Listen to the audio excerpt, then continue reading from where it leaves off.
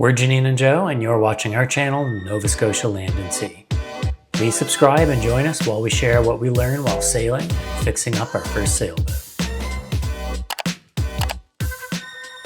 Hey everyone, we are here at the boatyard. It is the long weekend here in Nova Scotia, and all of our friends and family are probably at home where it's nice and warm with their feet up right now. But we are here in the boatyard because we are getting things done for this upcoming season. Yeah, we have some serious goals this year. Rhea, right now, the way she's set up, she's kind of a day cruiser, and we want it to be more of a racer cruiser. So we want to get the most out of it that we can this year for cruising and for racing. We're going to do some light casual racing, kind of learn the ropes there, and then we want to be a little more aggressive with our coastal cruising and make it down to Chester and maybe some other places. There's a few things we absolutely need to do.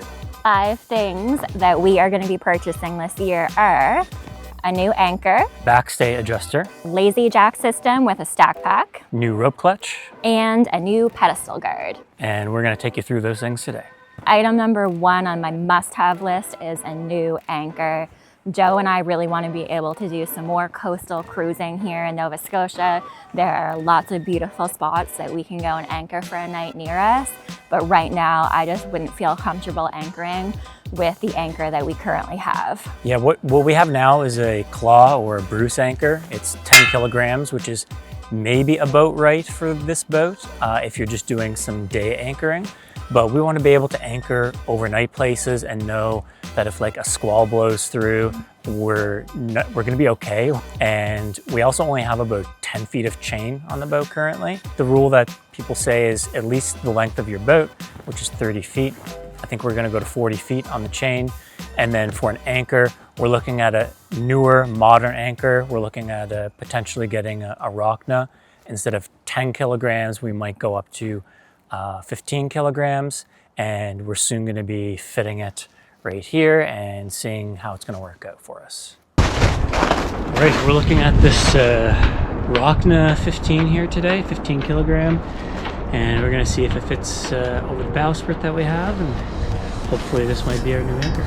A local yacht shop let us borrow this Rockna 15 for a couple hours so I could check the fit. The spacing looked really good in the front. Towards the back, we might need to add a bit of protection for the deck and do some sort of modification to hold the anchor in place. We ended up purchasing the anchor and look forward to sharing the install. We would rather go a little bit above board on the anchor and know that we're going to be comfortable and safe and we're not going to wash up on the rocks while we're sleeping. Yeah, you have to plan for the worst case scenario. So if it gets stormy, if you get caught in weather you didn't expect to be in, you got to be prepared for that. So the next thing on our list is a proper pedestal guard.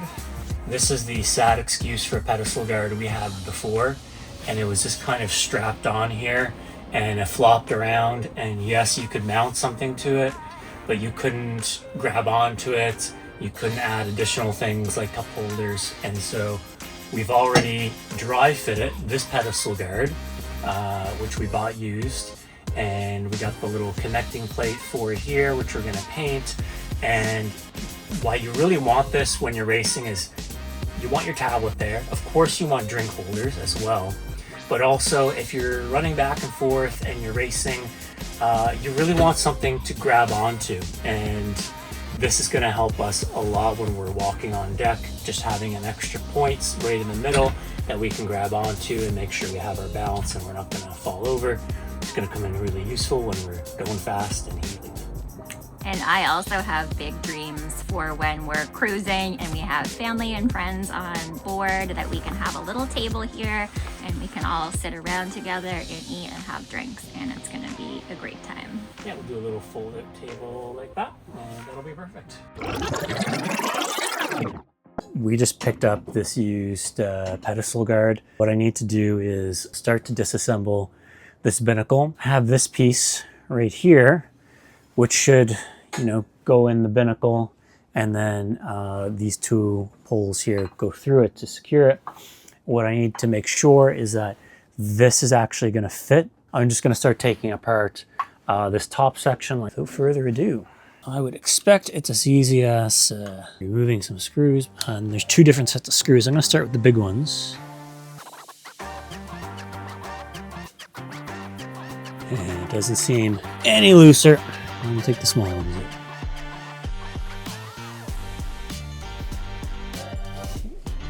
I want to get this out of the way. It needs to be twisted or turned off somehow. I can put a little more leverage on it.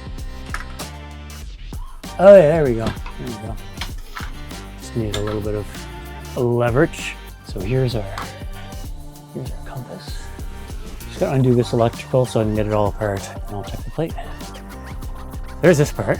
Now I'm gonna show you my screw up. Learn from me.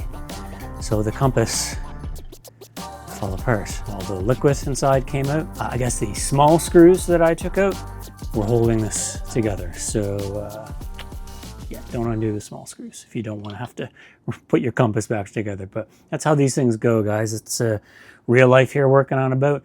You're trying to do something, sometimes you just screw something else up and then you have to fix that too. So live and learn, I guess.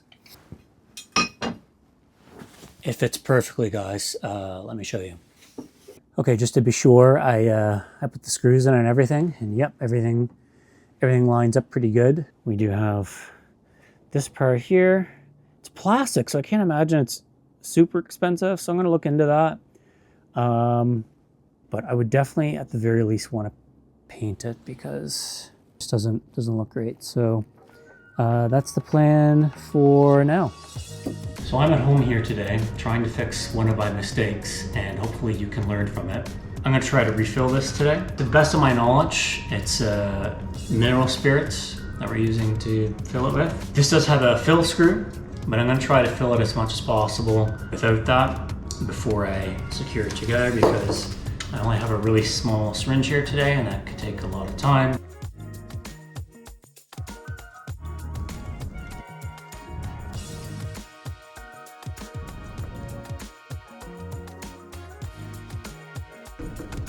Screws are tight now and we're half full when we look at it. So maybe a little more than half, but let's turn it upside down, move it around, let's see if we get any leaks.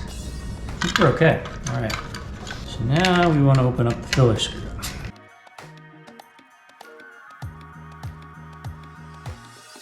Let's screw it up and let's take a look, see if we got it.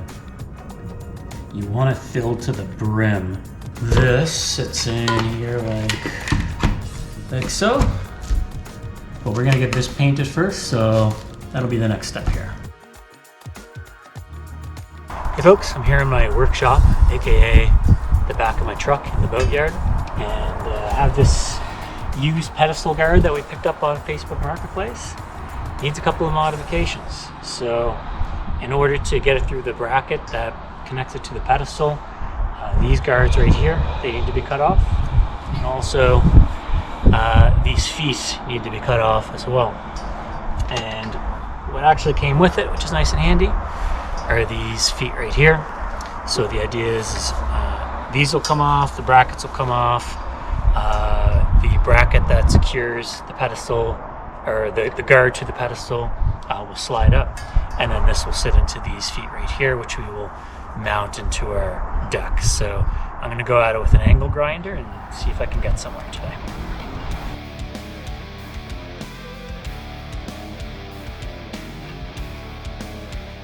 All right, I think that's it.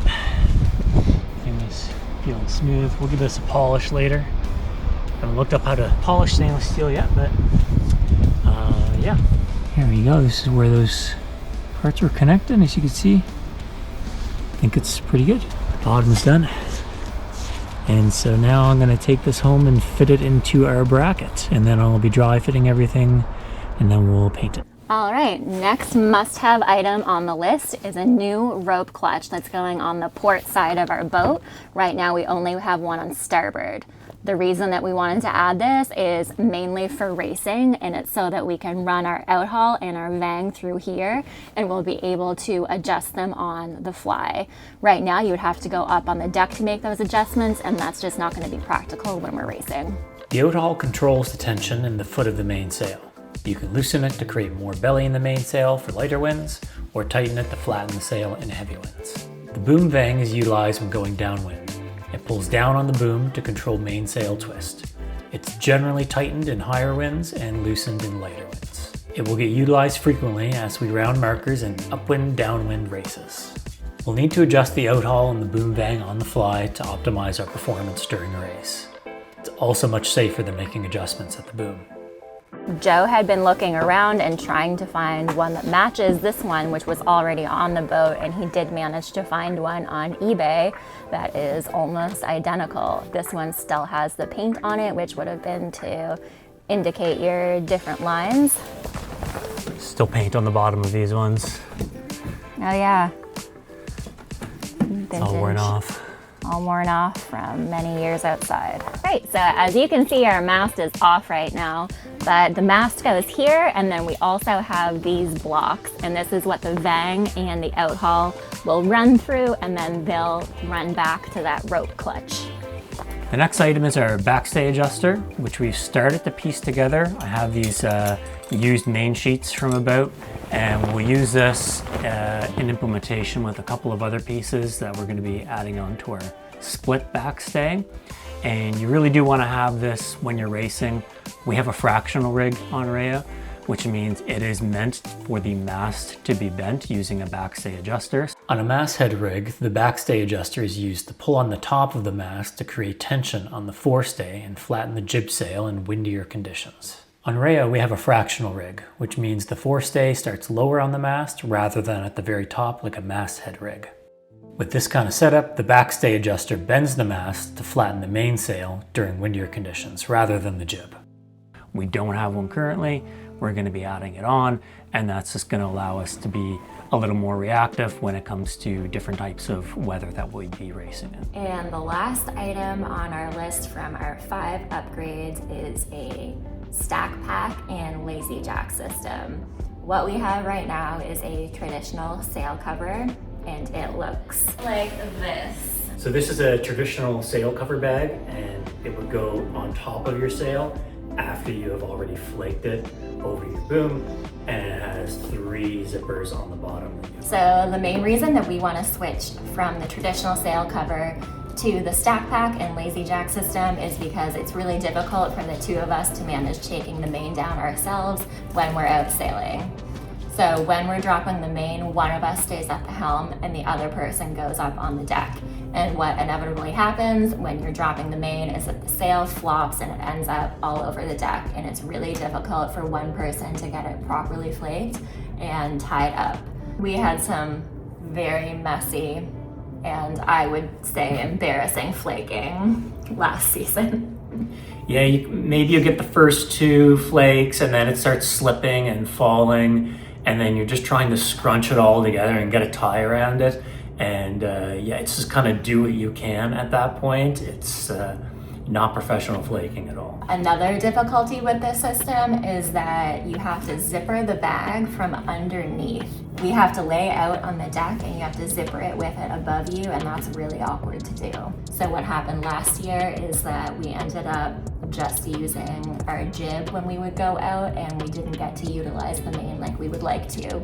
So that's why we're going to switch to this system this year so that we can use both of our sails. So what a stack pack system is a sail cover and a lazy jack system all in one. And what the lazy jacks are lines that go up to the mast, and they kind of form a little structure on either side of your sail. So when the sail goes down, it can't go from side to side. It will go straight down into your bag. You might have to flake a little bit, but it's way easier for one person to do it with this system than without it. And then the bag is permanent. It's affixed to the boom, and all you really have to do is unzip it, hoist your main, or let your main drop into the bag, flake a little bit, and then put the zipper closed. And one person can do this way easier. And if you made it to the end of the video, thank you for watching. Those are the 5 upgrades that we're going to be doing for the upcoming season. So there are lots of projects that you're going to be seeing on our channel. Not just the upgrades, we have lots of maintenance things that we're going to be taking care of as well. And then eventually when the spring hits, we're going to be cruising the coast of Nova Scotia, and we're going to be doing some racing as well with Rhea. So if that sort of stuff interests you, please subscribe and follow along. Thanks for watching. Thank you. Storm says thank you. Yes, she does.